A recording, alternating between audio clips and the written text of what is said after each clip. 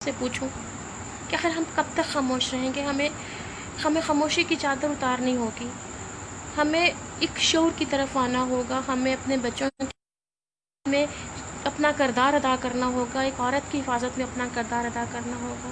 وہ بچے آپ کے ہیں، وہ بچے ہمارے ہیں، ہم سب کے ہیں، اور ہم سب کی ذمہ داری ہے۔ بچے کسے اچھے نہیں لگتے؟ جب سے مروہ کا کیس ہوا ہے، میں تب سے ایک عجیب سے خوف کا شکار ہوں۔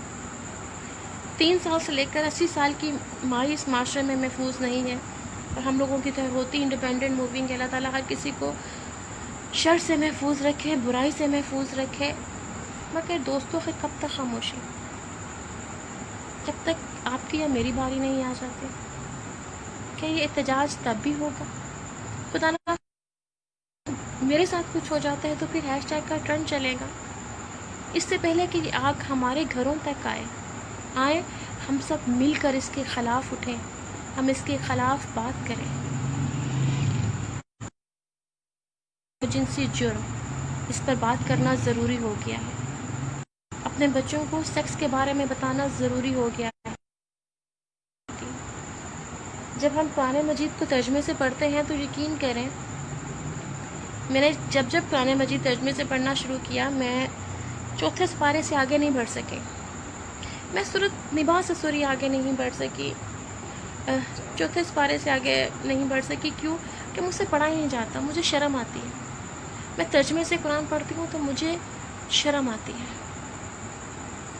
ایک ایسی شرم جس کا میں خود بھی سامنا نہیں کر پاتی، کہ آخر ہم اپنے بچوں کو، اپنی نئی نسل کو، اپنے لوگوں کو دے کیا رہے ہیں؟ ایک پینفل فیکٹس ہیں اور بہت زیادہ دردناک سچائیاں ہیں، اور ان سچائیوں پر بات کرنا، ان سچائیوں کو لکھنا بہت ضروری ہو گیا۔ مجھے اب سیاستدان زہر لگتے ہیں، چاہے وہ عمران خان ہو، چاہے وہ نواز شریف ہو، زرداری ہو، کوئی بھی ہو، یہ سب لوگ مجھے اب زہر لگتے ہیں، کیونکہ ان کے پیچھے لگ کر ہم ان کی خاطر تو سڑکوں پر نکلتے ہیں۔ کسی بچے کے تحفظ کے لیے سڑک پر نکلے؟ نہیں نکلے، اور نہ ہی نکلیں گے، کہ کون سا ہمارا بچہ ہے، کون سا ہے کہ ہم سڑک پر کھڑے ہو کر احتجاج کریں؟ ہم سب مجرم ہیں، کیونکہ ہم صرف اور صرف اپنی وال پر بیٹھیں گے۔ میری اپنے دوستوں سے، اپنے پڑھنے والوں سے، دیکھنے والوں سے صرف ایک ریکویسٹ ہے، میں نے پچھلی دفعہ بھی کی تھی، کہ آپ سب لوگ ایک تحریک شروع کریں اپنے ارد گرد بھی، اپنی والز پر بھی، کہ آئیں بچوں اور عورتوں کو تحفظ فراہم کریں۔ میں اپنے گھر سے باہر نکلتی ہوں، یا میں اپنے کسی میل فرینڈ سے بھی ملتی ہوں، اس کے ساتھ لنچ کرتی ہوں یا کہیں ہوتی ہوں، تو یقین مانیں مجھے یہ یقین ہوتا ہے کہ ہاں میں ایک اچھے انسان کے ساتھ ہوں، میں ایک ایسے شخص کے ساتھ ہوں جو مجھے ایک عزت اور احترام دے رہا ہے، اور الحمد کبھی بھی اپنے دوستوں کو کسی بھی قسم کی کوئی ایسی شکایت کا سامنا ہی نہیں کرنا پڑا۔ جن سے کبھی ہوا ان سے میں کبھی دوبارہ زندگی میں ملی بھی نہیں۔ لیکن یہ ضرور ہے کہ جتنی حد میں آپ خود رکھتے ہیں اتنی حد میں آپ اپنے دوستوں کو بھی رکھتے ہیں۔ میرے دوست میری اس حدود سے واقف ہیں، انہیں پتہ ہے ملیحہ سے کب کیا بات کرنی ہے، اور انہیں بھی پتہ ہے کہ ماشاءاللہ کھلے دماغ و دل کی ہے، یہ بات سنتی بھی ہے، اور جہاں پر خاموشی چپ رہنا ہے برداشت کر جاتی ہے، بات کو اگر وہ چھیڑتے ہیں تنگ تو یہ برداشت کر جاتی ہے، لیکن وہ پھر خاموش ہو جاتی ہے، اور خاموش ہونے کا مطلب ہے کہ اس نے اس تعلق کو ختم کر دیا۔ میں اب گھر سے بہت کم نکلتی ہوں، میری زیادہ تر ذمہ داری میری والدہ کے ساتھ ہے، لہٰذا میرا زیادہ تر قیام گھر پر ہی ہے، گھر بیٹھ کر جو کرنا ہے سو کرنا ہے۔ جتنا جو مقدر کے اندر رزق جو پریشانی ہے وہ تو ساتھ ساتھ آ ہی رہی ہے، ساتھ ساتھ مل بھی رہی ہے، اور لیکن پھر وہی ہے کہ جب بھی میں گھر سے باہر نکلی ہوں، اور میں اگر اپنے کسی ایسی پلیس کے اوپر ہوں جہاں سے مجھے کام کی وجہ سے یا کسی پروجیکٹ کی وجہ سے میں لیٹ ہو رہی ہوں، تو پھر میرے اگر کسی دوست کو پتہ ہے کہ میں اس ٹائم ٹیمپل روڈ کے اوپر رات کے 6 بج کے کال آ جاتی ہے، ملیحہ اگر کوئی پریشانی ہے تو میں چھوڑوں، میں کہتی ہوں نہیں میں خود چلی جاؤں گی، کیونکہ شاید مجھے لڑنا آتا ہے۔ میں نے اپنی زندگی کے لیے بڑی طویل فائٹ بھی کی ہے، اور ایک بہت برے انسان کے خلاف فائٹ کی ہے، اور اس سمجھ لیں میں ایک جہنم سے باہر نکلی ہوں۔ اس میں اللہ تعالیٰ کا خصوصی کرم تھا، اور میری ماں کی بہت دعائیں تھیں کہ اللہ تعالیٰ نے مجھے اس مرحلے میں بھی سرخرو کیا، اور میں آج آپ سب کے سامنے زندہ بیٹھی ہوں۔ اور صرف اتنا کہوں گی کہ آپ کے ورکنگ لائف کے اندر آپ کے ساتھ سفر کرنے والی جتنے بھی آپ کی کولیگس ہیں اور وہ مسافر خواتین ہیں، ان کی حفاظت غیر محسوس طور پر آپ کی بھی ذمہ داری ہے۔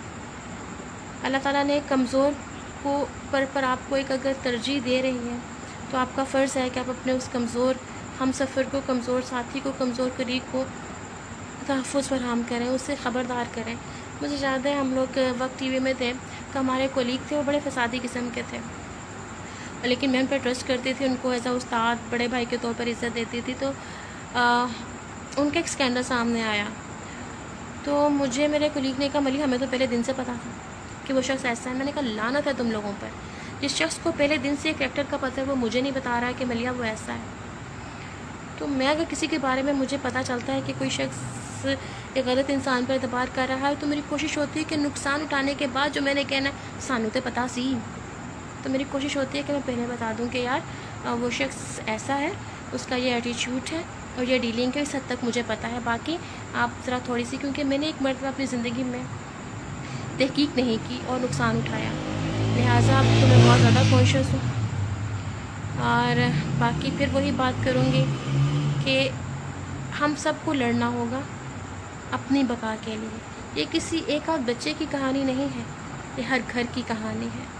اور دوسری بات یہ ہے کہ میری ماؤں سے ذاتی طور پر درخواست ہے کہ وہ اپنی 2 سے 4-5 سال کی بچی کو 10 روپے کا نوٹ دے کر گلی کی نکڑ تک نہ بھیجا کریں کہ جا بچے جا کے چپس لے آ، جا کے دہی لے آؤ، گلی سے ساتھ والی گلی سے۔ میں نے اکثر دیکھا اپنے ہاتھ سے گزرتے ہوئے بھی، بچیاں آ رہی ہیں، میری فرینڈ کی بیٹی آ جاتی ہے اور میں خود اسے چھوڑنے پہ جاتی ہوں، ساتھ اپنی فرینڈ سے لڑ کر آتی ہوں کہ پنکی کچھ خوف خدا کر گلی خالی تھی اور یہ خود آ گئی ہے۔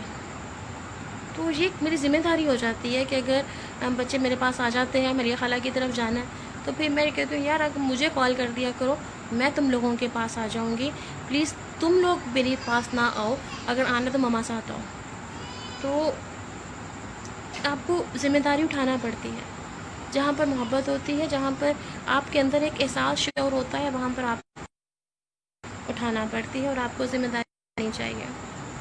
میری کیونکہ میں اس ایشو پر تھوڑا بہت آج کل پھر سے لکھنے کی طرف آئی ہوں، تو میرا پہلا فیچر اسی ایشو کے اوپر ہے۔ تو جن دوستوں سے بات ہو رہی ہے، جن سائیکیٹرسٹ سے بات ہو رہی ہے، ہر شخص یہ کہہ رہا ہے کہ ملیہ سمجھ میں نہیں آ رہا، ہمیں خوف کا شکار ہے۔